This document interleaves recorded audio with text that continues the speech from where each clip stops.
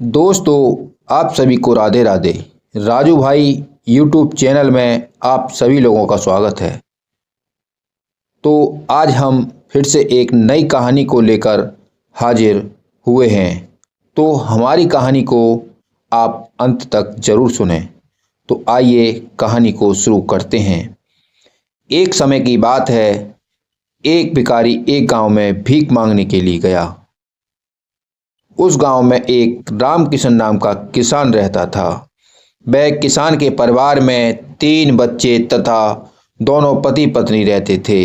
जब भिखारी भीख मांगने के लिए गया तो किसान की पत्नी रोटी पका रही थी। इतने में किसान भी अपने खेतों पर काम करके आ जाता है और किसान ने अपने बच्चों को प्यार से गोद में बिठा लिया। ये देखकर भिखारी के मन में कुछ सवाल उठा और भिखारी भीख लेकर चला गया। भिखारी जब रास्ते में जा रहा था तो सोच रहा था कि देखो, हमारी भी कोई जिंदगी में जिंदगी है।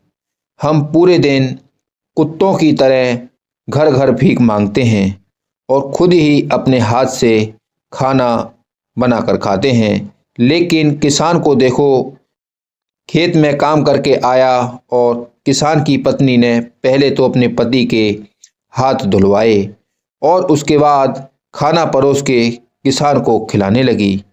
उधर किसान अपनी पत्नी से बोला कि देवी, तुम अगर उस भिखारी को थोड़ा सा भोजन करा देती तो क्या हो जाता, हो सकता है हमारी जिंदगी बदल जाती। तब किसान की पत्नी बोली कि पति देव, क्या हुआ? तब किसान बोला कि हमारे जो बैल हैं वह अब काम के लायक नहीं रहे।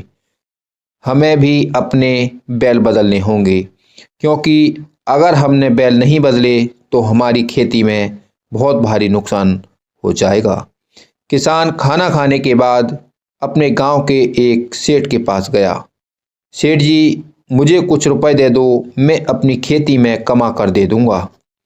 सेठ जी ने बहुत मिन्नतें करने के बाद किसान को रुपए दिए। किसान जब पैसा लेकर आ रहा था तो रास्ते में सोच रहा था कि देखो, हमारी भी क्या जिंदगी है। हम दिन रात मेहनत करते हैं और जब हमें कोई काम करना होता है तो हम दूसरों के यहाँ भीख मांगने के लिए जाना होता है। हम पर इतने भी रुपए नहीं होते कि हम कोई अपना काम कर सकें।